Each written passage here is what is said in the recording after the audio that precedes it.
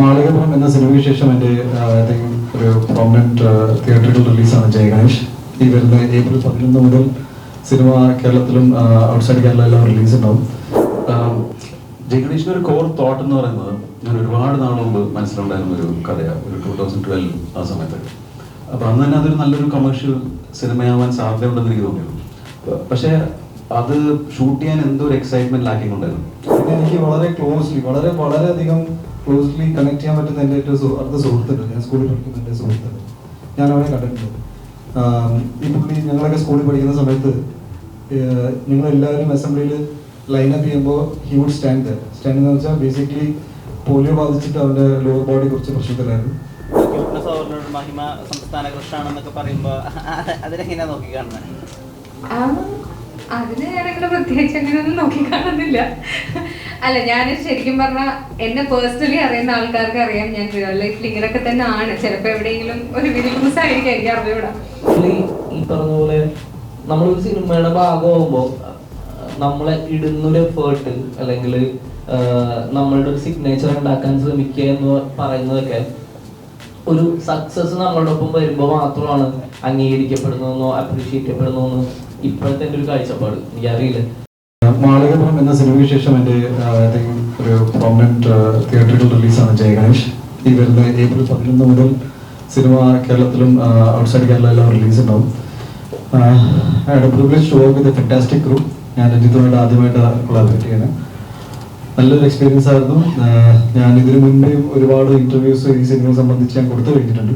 അതിൽ ഞാൻ എടുത്തു പറഞ്ഞൊരു കാര്യം എന്ന് വെച്ചാൽ I think as an actor as എന്താ പറയുക സിനിമ ഇഷ്ടപ്പെടുന്ന ഒരു വ്യക്തി എന്ന നിലയിൽ എനിക്ക് ഏറ്റവും ഇഷ്ടപ്പെട്ട ഒരു സിനിമയായി മാറി കഴിഞ്ഞു Jaya Ganesh. Already told Ranjith that നല്ലൊരു സിനിമ ചെയ്യാൻ സാധിച്ചതിൽ ഒരുപാട് സന്തോഷമുണ്ട്. And him being the writer, അത് I think one of his best work ആയിട്ട് ഞാൻ കാണുന്നു. Will definitely write more, but till date I think ആ ഭാഗ്യം എനിക്കുണ്ടായി. നല്ലൊരു കഥാപാത്രം എനിക്ക് കിട്ടി.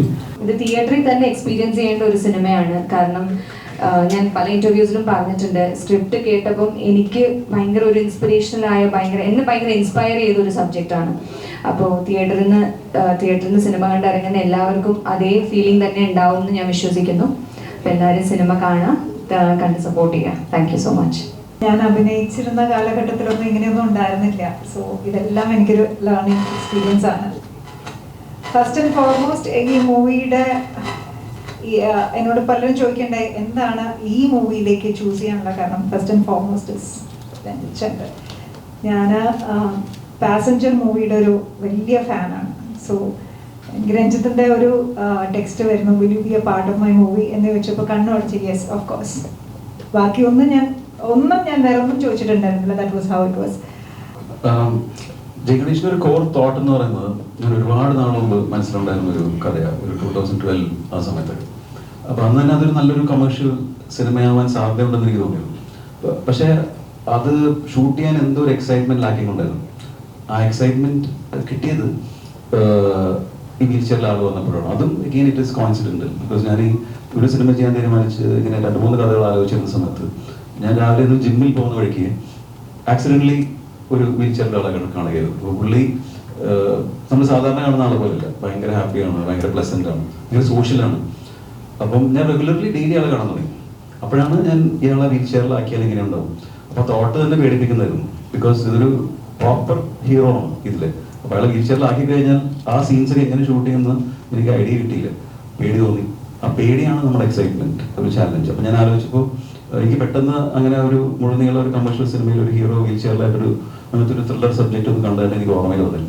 അപ്പോൾ ഇറ്റ് വാസ് എക്സൈറ്റിംഗ്. അങ്ങനെയാണ് അത് ആലോചിക്കാൻ തുടങ്ങിയത്. പക്ഷേ പിന്നീട് അതിനെക്കുറിച്ച് ആലോചിക്കുമ്പോഴാണ് ഈ വീൽ ചെയറിൽ ഒരാളുടെ ആക്ച്വൽ ലൈഫിൽ ഏറ്റവും ബുദ്ധിമുട്ടുകൾ എന്ന് പറയുന്നത്. ഞാൻ മുമ്പും സിനിമകൾ ചെയ്തിട്ടുണ്ട്. ഇപ്പോൾ മേരിക്കുട്ടിയിലാണെങ്കിലും സുസുതിയിലാണെങ്കിലും ഒക്കെ അതുണ്ടെങ്കിൽ പോലും വീൽ ചെയറിലെ ആൾക്കാരുടെ അവസ്ഥ എന്ന് പറയുന്നത് നമ്മുടെ സോഷ്യൽ അന്തരീക്ഷത്തിന്റെ വലിയൊരു കുഴപ്പമുണ്ട്, സോഷ്യൽ കണ്ടീഷനിങ്ങിട്ട്.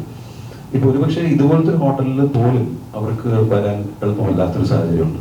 അപ്പോൾ അവർക്ക് പബ്ലിക് ട്രാൻസ്പോർട്ട് ബുദ്ധിമുട്ടാണ്, ഒരു സിനിമാ തിയേറ്ററിൽ പോയിട്ട് ഒരു സിനിമ കാണാൻ ബുദ്ധിമുട്ടാണ്, അവരുടെ ലൈഫ് അതുകൊണ്ട് തന്നെ വളരെ എക്സ്പെൻസീവ് ആണ്. അപ്പോൾ അങ്ങനെയൊക്കെ ഒരു സാമൂഹ്യ അന്തരീക്ഷമുണ്ട്. അപ്പോൾ എനിക്ക് തോന്നുന്നു ഒരു വീൽ ചെയറിലോ അല്ലെങ്കിൽ ഒരു എന്തെങ്കിലും രീതിയിലുള്ള സ്പെഷ്യൽ എബിലിറ്റി ഉള്ള ഒരാളെ കാണുമ്പോൾ നമ്മൾ സിമ്പതിയോട് കൂടിയാണ് അവരെ എവിടെയെങ്കിലും നമ്മുടെ മനസ്സിലാകുന്നുണ്ടെങ്കിൽ we have not grown as a society എന്നാണ് എനിക്ക് തോന്നുന്നത്. നമ്മൾ ഈക്വലായിട്ട് അവരെ നമുക്ക് കാണാൻ സാധിക്കുന്ന ഒരു അവസ്ഥയിലൂടെ നമ്മൾ വളരണം എന്നൊരു തോന്നൽ കൂടി ഈ സിനിമയുടെ പ്രോസസ്സിൽ എനിക്ക് ഉണ്ടായിരുന്നുള്ളത്.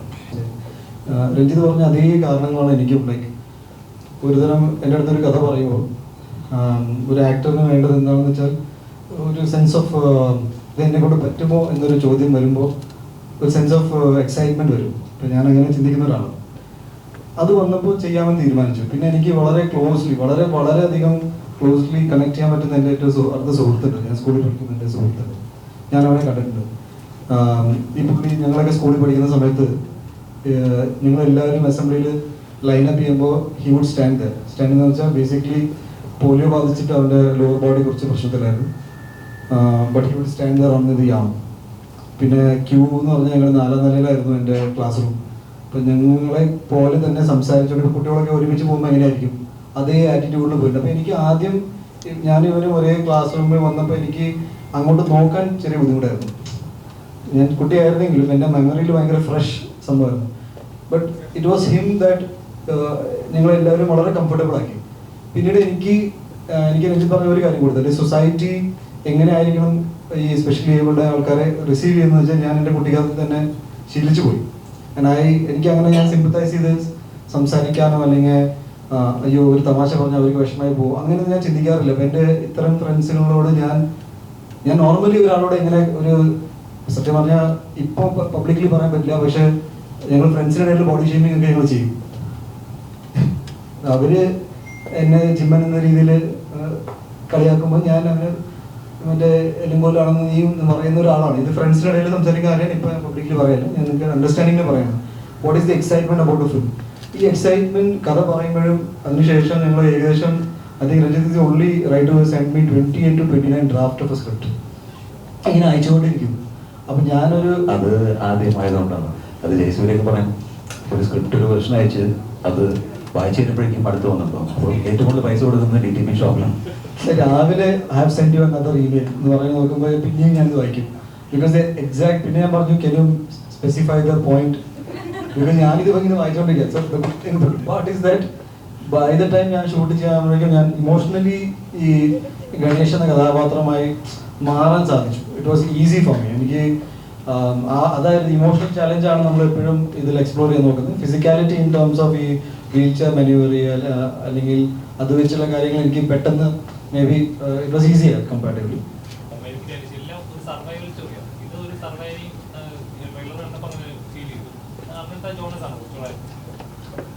അങ്ങനെയൊന്നുമില്ല, അല്ലാത്ത സിനിമ ഞാൻ ചെയ്തിട്ടുണ്ട്.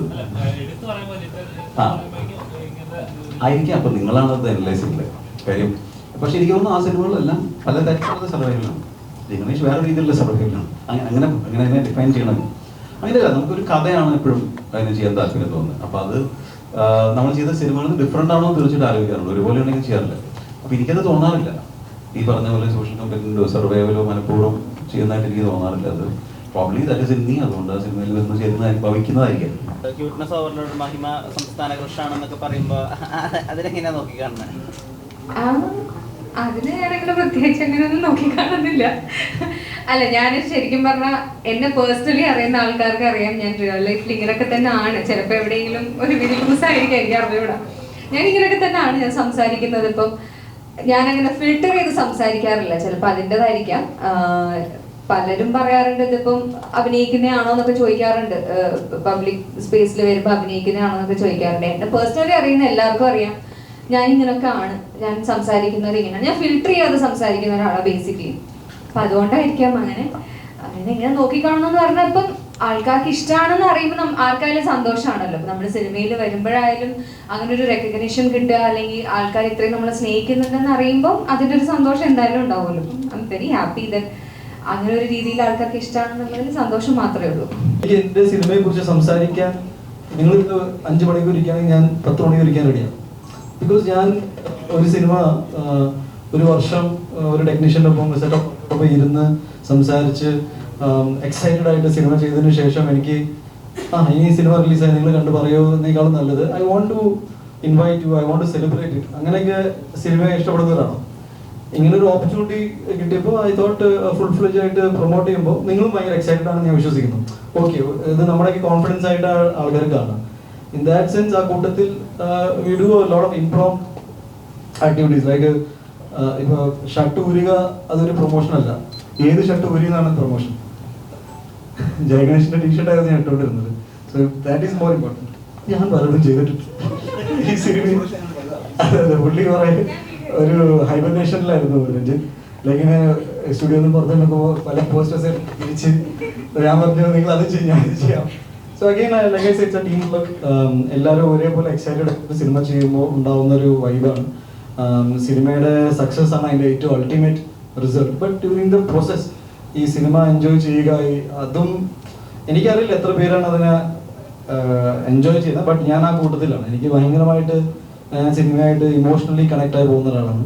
ഇപ്പോൾ സന്തോഷമാണ് നമ്മൾക്ക് ഇപ്പം രഞ്ജിത്ത് സാറിനോടുള്ള രണ്ടാമത്തെ സിനിമയാണ്. നമ്മൾ സിനിമയോട് കാണിക്കുന്ന ഒരു അറ്റാച്ച്മെന്റ് ഉണ്ട്, അത് മാത്രമാണ് എനിക്ക് തിരിച്ചു കൊടുക്കാൻ പറ്റുന്നത്. അല്ലാതെ as an editor Sangeeth Prathap ഒരു ബ്രാൻഡൊന്നുമല്ല, ആർക്കും അറിയില്ല. അപ്പൊ ഇപ്പോഴാണ് നിങ്ങൾ പോലും അമൽ ഡേവിസ് വന്നുകൊണ്ടാണ് ഞാനിപ്പോൾ ഇവിടെ ഇരിക്കുന്നത്.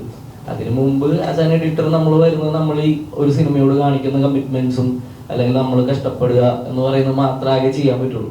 ഇപ്പോൾ എല്ലാ ഫീൽഡിലും നമ്മൾക്ക് ഇപ്പോൾ സൗണ്ട് ആണെങ്കിലും VFX ആണെങ്കിലും ഒക്കെ ഇപ്പോൾ എൻ്റെ ഒരു ഡൗട്ടായിരുന്നു ഇന്ന് പ്രസ് മീറ്റിൽ നിന്ന് ഉറങ്ങി പോകുന്നുള്ളത്. കാരണം കഴിഞ്ഞ കുറേ ദിവസങ്ങളായിട്ട് നമ്മൾ സ്ഥിരം 3 മണി വരെയൊക്കെ ഒന്നല്ലേ VFX സ്റ്റുഡിയോ അല്ലെങ്കിൽ സൗണ്ട് അങ്ങനെ പല ഡിപ്പാർട്ട്മെന്റിലും നമുക്ക് ചിലപ്പോൾ ആസ് ആൻ എഡിറ്റർ ഇപ്പോഴത്തെ ഒരു അവസ്ഥയിൽ വീട്ടിലൊക്കെ ഇരുന്ന് കോർഡിനേറ്റ് ചെയ്യാൻ പറ്റുന്ന കാര്യങ്ങളായിരിക്കാം.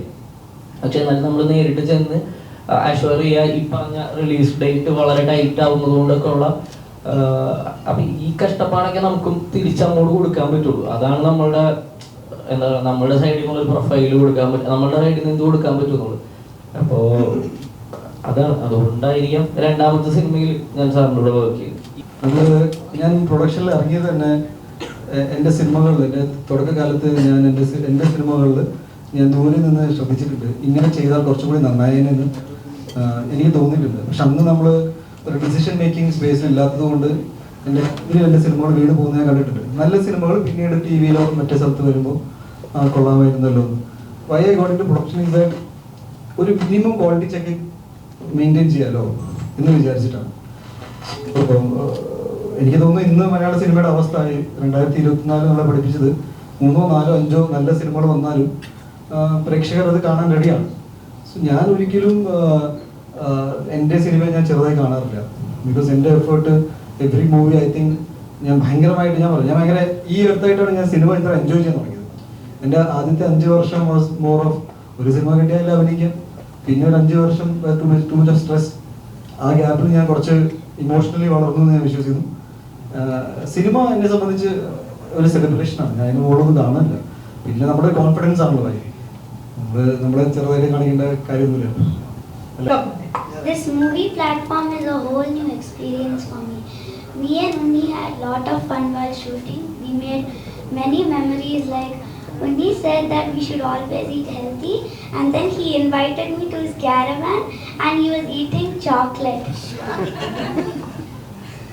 I also gave him a Batman collectible as a gift. Also like then best wishes to the movie. Hope you all watch the movie. Tell them who's the naughtiest of us. I mean, who's more naughtier than? ഞാൻ പറയുന്ന ഉണ്ണി, you are very naughty. അതായത് ഒരു 10 ദിവസത്തെ shoot കഴിഞ്ഞപ്പോൾ ഒരു ദിവസം ഭയങ്കര serious ആയിട്ട് എൻ്റെ അടുത്ത് I want to tell you something. അപ്പോൾ ഞാൻ അറിയാം Ryan please, it's very smart. ഭയങ്കര ഞങ്ങൾക്ക് ഇവൻ ഇൻവോൾവ് ആയിട്ട് അവസാനം പറഞ്ഞു why you doing like this. ഇവിടുന്ന് എടുത്തു കഴിഞ്ഞാൽ ഈ കട്ട് ചെയ്തിട്ട് മറ്റേ ആംഗിൾ എടുത്തു കഴിഞ്ഞാൽ I will give that reaction. After that reaction you finish the scene.